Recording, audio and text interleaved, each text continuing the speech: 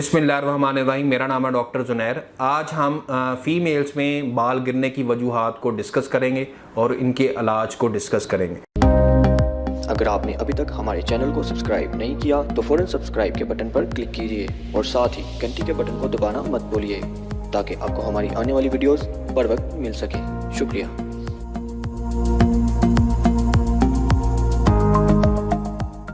ठीक है, सबसे पहले मेन रीज़न जो फ़ीमेल्स में बाल गिरने की वजूहात में आ सकती है वो है जेनेटिक्स। अगर फ़ीमेल्स में जीन्स ऐसे हैं कि उसके माँ की तरफ से ऐसे जीन्स मिले हैं या बाप की तरफ से ऐसे जीन्स मिले हैं तो वो ट्रांसफ़र हुए हैं औलाद में, तो फ़ीमेल्स में भी बाल गिरने के मोस्ट प्रोबेबली चांस हैं कि उसमें हेयर लॉस हो, बाल उसके गिरे।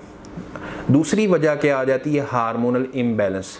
फॉर एग्ज़ाम्पल किसी फ़ीमेल में हार्मोन्स इम्बैलेंस है, उसको अगर कोई डिज़ीज़ है, for example PCOS polycystic ovary syndrome है, तो उसमें फ़ीमेल्स में टेस्टोस्टेरोन की मकदार बढ़ जाती है जिसकी वजह से उसके सर के बाल गिरना शुरू हो जाते हैं, चेहरे पे बाल आना शुरू हो जाते हैं, ओबेसिटी आ जाती है, वॉइस हैवी हो जाती है, जिस्म हैवी हो जाता है, ओबेसिटी आ जाती है। तो इसकी वजह से फ़ीमेल्स में बाल गिरते हैं। इसके अलावा हार्मोनल इम्बैलेंस और कौन कौन से जिसमें कोई हाइपरथायरॉयडिज्म है या हाइपोथायरॉयडिज्म है तो उसमें भी फ़ीमेल्स में बाल गिरने के चांस होते हैं। तीसरी वजह क्या आ जाती है कि अक्सर फ़ीमेल्स डाइज लगाती हैं अपने बालों पर, वैक्सिंग करती हैं, स्ट्रेटनिंग करती हैं, इसकी वजह से उनके बाल डैमेज हो जाते हैं। बालों की एक आउटर कोटिंग होती है वो केराटिन की बनी होती है, वो प्रोटीन की होती है। जब हम फ़ीमेल्स स्ट्रेटनिंग करती हैं या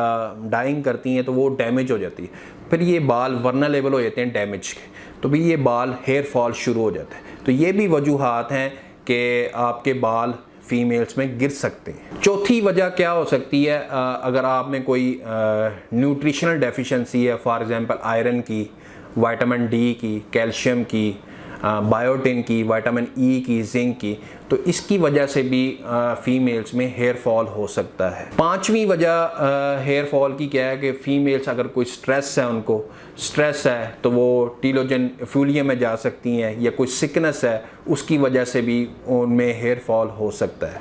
अब हम इनकी ट्रीटमेंट की तरफ आते हैं।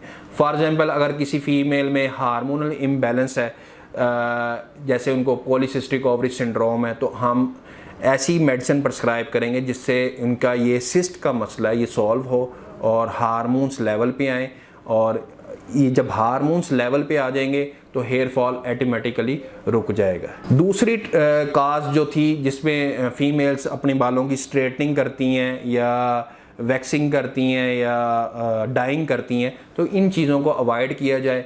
बालों को ऑयल लगाया जाए, एग के साथ मिक्स करके लगाया जाए, ताकि जो आपकी एक्सटर्नल लेयर है जो केराटिन की बनी होती है, डैमेज होती है, वो दोबारा रिकवर हो जाए।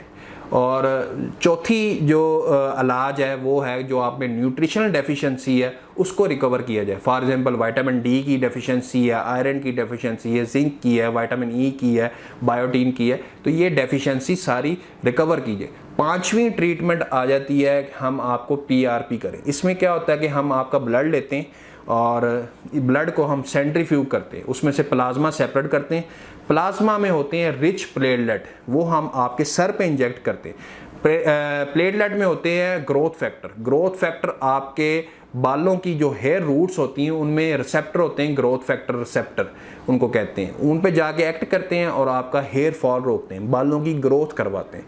तो ये कुछ ट्रीटमेंट्स हैं। इसके अलावा हम डायग्नोज सबसे पहले बनाते हैं, रूल आउट करते हैं डिजीज़ को, फिर उसका डायग्नोज बनाते हैं, उसके मुताबिक हम ट्रीटमेंट करते हैं। तो किसी भी फीमेल को अगर कोई बालों का मसला है हमसे आगे कंसल्ट करें, क्लिनिक आके चेक करवाए, हम इंशाल्लाह ताला उनके बालों का मसला लाजमी सॉल्व करेंगे।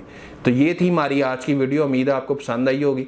मेरे चैनल को सब्सक्राइब करें और कोई क्वेश्चन हो आप मुझसे पूछ सकते हैं। अल्लाह हाफिज़।